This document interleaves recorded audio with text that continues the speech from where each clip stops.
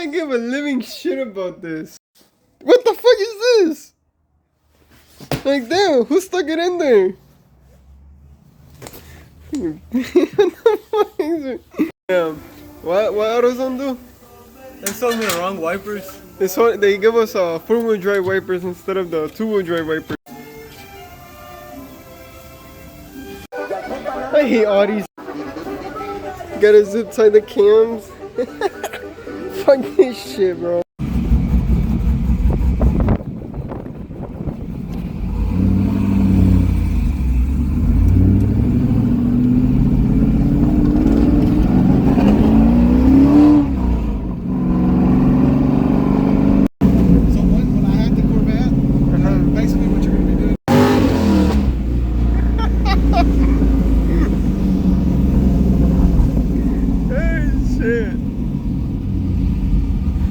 This thing's definitely fun. It's a little rowdy.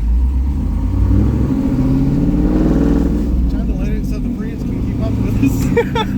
He's all the way back there. I don't want to let him go. Welcome to mi casa. Now, 390s, Posy, ignore the grease, but it's done. Just gotta get it tuned now. Damn, no bueno.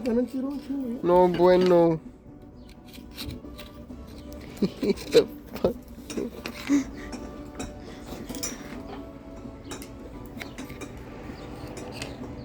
What the fuck?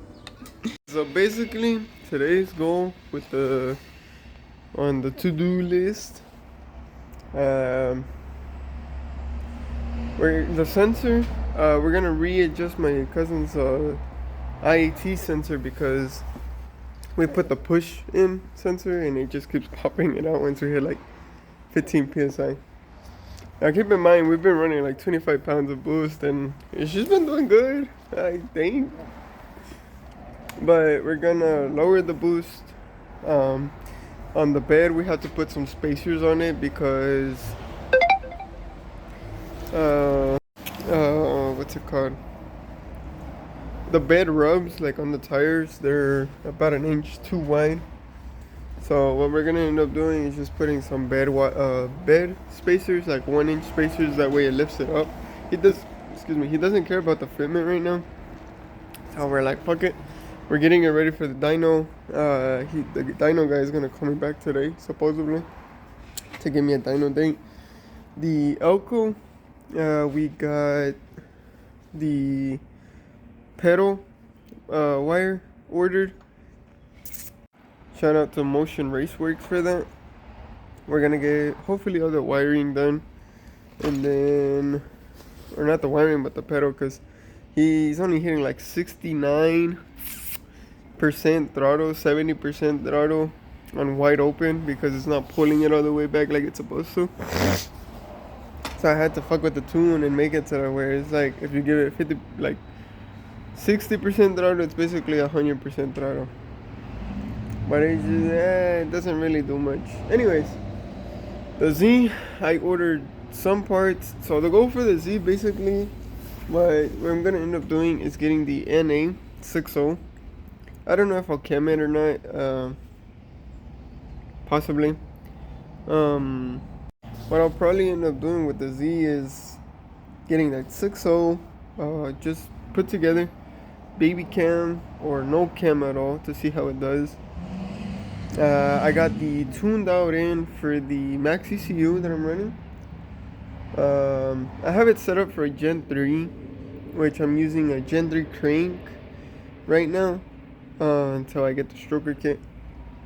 But we're just gonna get it running, that way I can get the training out in, because I still have to buy the tune file or firmware for the DCT. It's a Gen 2, so I gotta get all of that still purchased through, and hopefully by next week I can probably have like a small update on it, maybe the Z's put together or something. Because another problem I was always having was my oil pan would always hit on my rack and pinion. But I just found out that I have the 301 oil pan. No, I don't even know what oil pan I got. I have an oil pan that's for like an LS1, but the lip is like 2 inches thicker, like on the very bottom of it. Like so, like this part, obviously the LS1 is like lower and more over here. It's about 2 inches too wide, so it's like somewhere around here basically. But the 302-2 from Holley, it pushes it back those. So I'm gonna try to get, I'm gonna get a machine shop to cut my old pen and to readjust it. There's one guy on here that he had done that a couple years back. He had cut his old pen and rewelded it. Never had a problem, and he's always run it. Never had a problem. So I'm gonna possibly do that this week. I think I'm gonna get that old pen cut, TIG welded, and everything. And then I'll start mucking shit up, get the adapters bolted on. I just want to see how it's going to shift, because the Gen 2 is very picky about how you tune it compared to the Gen 1. Then again, the Gen 2 just came out like literally last year for tunabilities.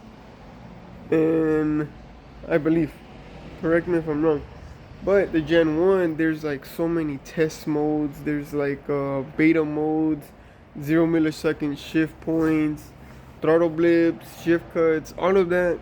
I have to figure that out. And I gotta do a data log, and I gotta send that data log to another guy that is my tuner. So shout out to him for hooking me up with the Max ECU, and he tunes them. So I'm just gonna try to see if I can get all of that done. If I can, I might be able to get it running eventually, like really, really soon. But like I say, the goal is to get it running, to be able to do data logs on it. Once I get the data logs, I got the tranny shifting like it's supposed to, log distance, doesn't overheat and shit like that. Well, I'm gonna buy everything for the stroker, and my goal is a 408 now. I was gonna go 416, but I mean, do I really need that much more power? But I mean, it's not much of a difference for the strokers kits. But 408 is probably where I'm gonna go, but I'm gonna build it for a low compression 408. Because I want to go with the boost. I'm going with the single turbo setup. I'm probably gonna go with some Frankenstein heads. They're expensive as fuck, but they're the move. Right now, like I say, I'm only gonna get small things put together and try to get this shit going and have some fun with it. See if the DCT is worth it or not. If it ain't, if it is. But I've seen so many people enjoy their DCT. There's actually one guy on a group that I'm in with. He owns a 440 LS10 with the DCT Gen 2. That shit moves, and it's NA. That's the crazy part, that it's just NA. I think he said he made like 7 something to the wheels on a DCT, on a stock DCT. But I was looking into like buying there's like a 2000 horsepower clutch setup for the DCT, and it is like $9,000. But shit, y'all might see me in the 1600 horsepower club now. Nah, but for now it's just I want to get the small shit going, you know. But like I said, today's goal: get the C10 out, do some actual massive pulls, and be ready for the dyno. So here eventually we'll get everything going.